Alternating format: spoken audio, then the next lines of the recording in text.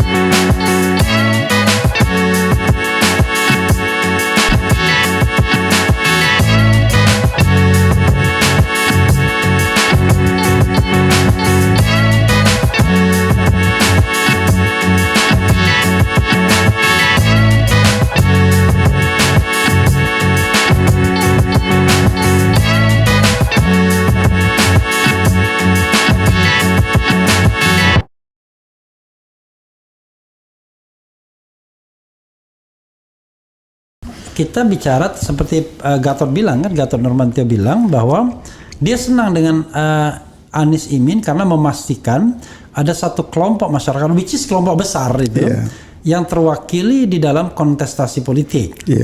Tapi kita juga tidak boleh menegasikan tentu Demokrat yang punya haknya sendiri.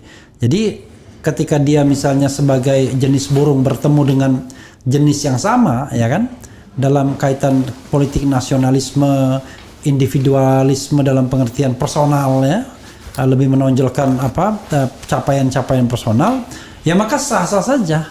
Sama sahnya seperti Prabowo tidak pernah melihat soal idealisme, tapi mungkin dia melihat bagaimana caranya dia menjadi orang nomor satu dan dia tidak peduli mau yang kanan, mau yang kiri, mau yang tengah, mau yang penting menang. Yang penting menang. Nah, itu akhirnya kan kita menemukan 2-3 watak seperti itu akhirnya kan dalam kontestasi itu ya. Persatuan Islam tradisional modernis, kemudian pragmatisme Prabowo yang menampung siapapun yang penting menang, ya, mulai dari kutub yang paling A sampai kutub yang paling Z gitu. Kemudian pertemuan antara politik dinasti lah kira-kira gitu ya. Dinasti feodalistik ya, pragmatis dan lain-lain. Dinasti yang di negara barat pun ada juga, bukan tidak ada. Sejauh dia berjalan dengan keadabannya, dengan moralnya yang tinggi.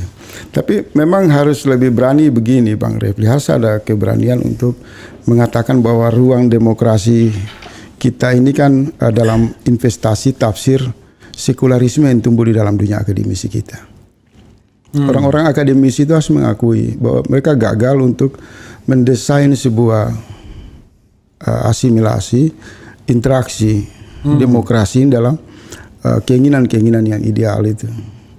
Harus ada keberanian. Sehingga ketika misal saja saya bicara apa adanya.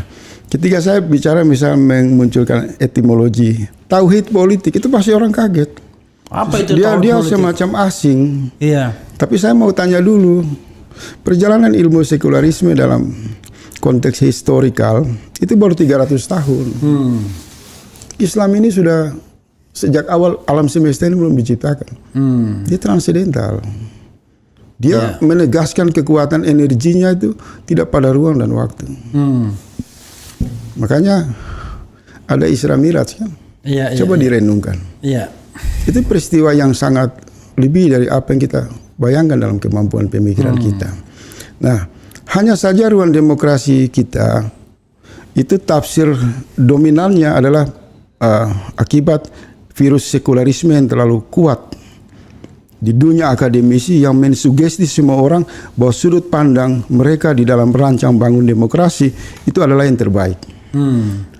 Klaim seperti ini sejak awal sudah meminggirkan Islam. Ditambah lagi dengan intinya mereka menganggap Islam tidak fix dengan demokrasi. Dianggap sesuatu yang primitif, sesuatu yang tidak bisa masuk dalam tidak kompatibel, tidak memiliki cakrawala yang menyumbang kepada hal-hal di dalam dinamika perubahan. Sehingga ketika mereka bikin framework kenegaraan, mereka secara sadar menyingkirkan Islam. Jadi orang-orang dari latar belakang intelektual Muslim seperti Bang Refli Harun itu kan sedikit yang percaya diri membawa identitas Islam, bagaimana mengelaborasi saintifik dunia sekuler dengan tauhid. Itu kan sedikit abang. Orang kayak abang ini kan sedikit. Tetapi ketika konsolidasi politik membutuhkan satu piramid perhatian yang terpusat kepada kepemimpinan sebagai daya tarik, maka ini jadi pembelajaran transformasi. Jadi saya sepakat tadi ketika abang mengatakan kita tidak lihat pragmatis, praktisnya, tapi kita buang ini semua kan untuk melihat secara murni, maka munculnya Caimin dan Anies ini menarik. Kalau dia dilihat hanya election, saya nggak mau diskusi. Kalau dilihat elektoral, saya nggak mau. Tapi kalau dilihat dari sisi pemutahiran politik dalam rangka membangkitkan kesadaran partisipasi mayoritas umat Islam yang ditidurkan selama bertahun-tahun dalam praktik demokrasi yang culas dan tidak adil ini, maka kita beda. Karena mau tidak mau harus dicatat abang. Ketika Pak Surya Paloh datang di Jawa Timur, memilih Hotel Yamato, kemudian mendeklarasikan PKB, Nasdem dan memberi pesan kuat bahwa akan PKS juga menegaskan mereka hadir secara virtual dan hanya teknis saja kan, mereka di satu poros, dan kemudian deklarasi itu ditutup dengan satu ritual salawat. Itu bukan pesan simbolik yang biasa. Saya berharap saya membayangkan ini dugaan. Mungkin dalam kontemplasi pribadi Pak Surya Paloh ini melihat sejauh ini dominasi nasionalismenya terlalu kental di ruang kenegaraan. Sementara sumber daya manusia yang paling banyak itu kan umat Islam. 87% pembayar pajak terbesar di Asia Tenggara, bukan di Indonesia. Pemilik sumber daya alam terbesar di Asia. Pemilik potensi maritim terbesar. Kalau kita mau hitung ini, itu di atas 100.000, 200.000 triliun. Sumber kekayaan alam yang dimiliki dalam kepemilikan mayoritas umat Islam. Dari Sabang sampai Merauke lah. Sementara abang, biar jangan terputus. Nah, Surya Paloh mungkin secara perjalanan hari demi hari perenungan dan melihat peta dunia, bagaimana Islam termarginal, bagaimana Islam pada akhirnya bangkit sebagai solusi kan, makin muncul ini kan di pusat-pusat peradaban demokrasi. Maka dalam konteks Indonesia dia hakul yakin masalah untuk membangkitkan umat Islam ini cuma satu, menyatukan perbedaan partai Islam, dan dia sudah mendapatkan modal Islam modernis PKS dan Islam kebangsaan yang kuat dalam akarnya PKB. Maka kekuatan nasionalis dia secara tegas melalui pendekatan Surya Paloh ini mengirim pesan kepada seluruh rakyat Indonesia bahwa memang nasionalis itu minoritas sebagai identitas. Dia nggak bisa dibilang mayoritas. Saya ada satu bro yang saya pikirkan adalah mudah-mudahan dengan bersatunya Anies dan Caimin ini juga dalam tanda kutip meruntuhkan tembok yang selama ini mengeksklud kelompok-kelompok seperti FPI, kelompok-kelompok seperti HTI, PA212, di mana kelompok-kelompok tersebut ya bagian sah dari republik ini. Perkara dia punya pandang yang berbeda, dan saya nggak yakin sebenarnya berbeda. Ya, contohnya begini, orang sering sekali bicara bahwa wah ini kelompok FPI itu anti Pancasila, anti NKRI, anti ini, anti itu, ya pro khilafah. Setelah kita ngomong serius, bergaul, nggak ada tuh. Justru mereka selalu menekankan Pancasila.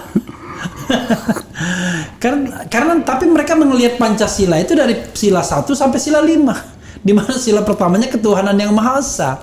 Kan orang kan melihat Pancasila itu dari sila ketiga doang dalam persatuan. Kalau saya izin Abang Da, saya punya jawaban yang mungkin saya sederhanakan saja.